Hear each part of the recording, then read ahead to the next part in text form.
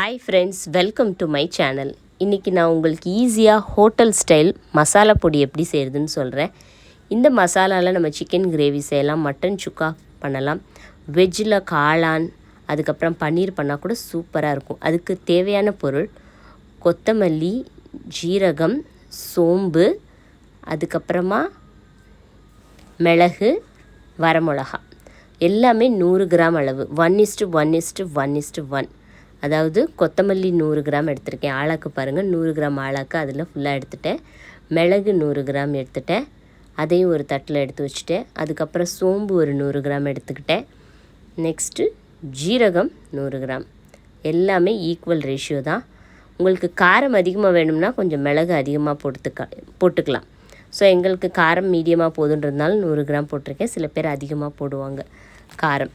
இப்போ வரமிளகான்னு வரும்போது நீங்கள் நிறைய டைப் ஆஃப் மிளகா இப்போ மார்க்கெட்டில் இருக்குது. ஆந்திரா மிளகா இருக்குது, நார்மல் மிளகா இருக்குது, சில சிவப்பாக இருக்கும், சில மிளகா ப்ரௌனிஷாக இருக்கும்.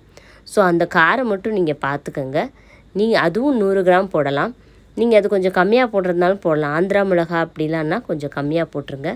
இல்லைன்னா நீங்கள் காரம் சாப்பிடுவீங்க அப்படின்னா அதுவும் அந்த 1:1 ரேஷியோலேயே போட்டுடலாம். எல்லாத்தையுமே இந்த மாதிரி தனித்தனியாக எடுத்து வச்சுக்கோங்க. நமக்கு எல்லாம் தெரியும், மிளகா அந்த கொண்டையை எடுக்க வேண்டாம், அப்படியே வறுத்துடலாம். நம்ம வறுத்ததுக்கப்புறம் மிக்சியில் போடும்போது இந்த மேலே இருக்கிற கொண்டையை மட்டும் தனியாக எடுத்துடலாம்.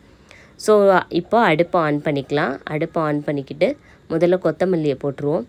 கொத்தமல்லியை நல்லா வறுங்க. கொஞ்சம் ப்ரௌன் ஷேடு, ரொம்ப கருக விட்டுறக்கூடாது, அதான் முக்கியமான பாயிண்ட்டு. கொஞ்சம் ப்ரௌன் ஷேட் வர வரைக்கும் கொஞ்சம் வறுங்க. சில சமயம் ஸ்மெல் கொஞ்சம் கூட கண்டுபிடிக்கலாம். வந்துருச்சு அப்படின்னா அதை எடுத்து தனியாக ஒரு முரத்தில் போட்டு வச்சுருங்க. எப்பயுமே நம்ம ஏதாவது இந்த மாதிரி விஷயங்களை வறுக்கிறோம் அப்படின்னா அதை முரத்தில் போட்டு வச்சா ரொம்ப நல்லது. ஈஸியாகவும் காயும், கொஞ்சம் ஹெல்த்தியாகவும் இருக்கும். ஏன்னா அதோட மாய்ஸ்சரைசர் குறையாது. சில சமயம் என்ன ஆகுது அப்படின்னா, நம்ம ஒரு டிஷ்யூ பேப்பர்லேயோ நியூஸ் பேப்பர்லேயோ போடும்போது என்ன ஆகுதுன்னா அதோட அந்த மாய்ஸ்சர் தன்மை போயிடுது. அதனால் எப்பயுமே முரத்துலேயே அதெல்லாம் போட கொஞ்சம் கற்றுக்கங்க. முரத்தை யூஸ் பண்ணுங்கள். ஸோ ரொம்ப உடம்புக்கும் நல்லது. ஸோ அதுக்கப்புறம் ஜீரகம் நான் வறுக்க ஆரம்பிச்சிட்டேன். இப்போ முரத்தில் கொத்தமல்லியும் போட்டாச்சு. நெக்ஸ்ட்டு ஜீரகத்தையும் வறுத்து ஜீரகமும் போட்டுருவேன். அதுக்கப்புறம் மிளகு, அதுக்கப்புறம் சோம்பு எல்லாத்தையும் வதக்கிடுங்க. நம்ம அடிக்கடி இந்த வெளியில் வாங்குகிற இந்த மசால் பொடி, இந்த நவீன், அதுக்கப்புறமா சக்தி, ஆச்சி, இந்த மாதிரி நிறைய பிராண்ட் வாங்குகிறோம். அதிலலாம் எந்த அளவுக்கு கெமிக்கல் சேர்க்குறாங்கன்னு தெரியல. ப்ரிசர்வேட்டிவ்ஸ் நிறைய இருக்கும். இது அப்பப்போ செஞ்சுக்கலாம். இப்போ நீங்கள் இது செய்கிறது கிட்டத்தட்ட அடிக்கடி நான்வெஜ் பண்ணுவீங்க அப்படின்னா நமக்கு ஒரு 10 days வரைக்கும் வரும். நாங்கள் வீக்லி ஒன்ஸ் தான் பண்ணுவோம் அப்படின்னா நீங்கள் மேக்ஸிமம் 1 மாதம் கூட வச்சு யூஸ் பண்ணலாம். 100 கிராம் வச்சு குவான்டிட்டி ரொம்ப நிறையா வரும். இது நம்ம ஏதாவது ஒரு சிக்கன் கிரேவியோ இல்லை மஷ்ரூம் கிரேவியோ பண்ணும்போது 2 ஸ்பூன் போட்டோம் அப்படின்னா அந்த வாசனையை என்ஹான்ஸ் பண்ணும். ரொம்ப நல்லாயிருக்கும். அந்த டிஷ்ஷே டெலிஷியஸாக இருக்கும். நீங்கள் நிஜமாகவே யூஸ் பண்ணி பாருங்கள். உங்களுக்கு ரொம்ப ஹெல்த்தியாகவும் இருக்கும். அதே மாதிரி வெளியில் இந்த மாதிரி நம்ம வாங்குறதையும் நிப்பாட்டிடலாம். அந்த மாதிரி பொடிகள்லாம் தேவையில்லை. இது வீட்டிலே செஞ்சால் ரொம்ப ஹைஜீனிக் கூட. மிளகாவும் பாருங்கள் நல்லா வறுத்தெடுக்க போகிறோம். எல்லாமே அந்த கொண்டையோடையே வறுத்தெடுங்க.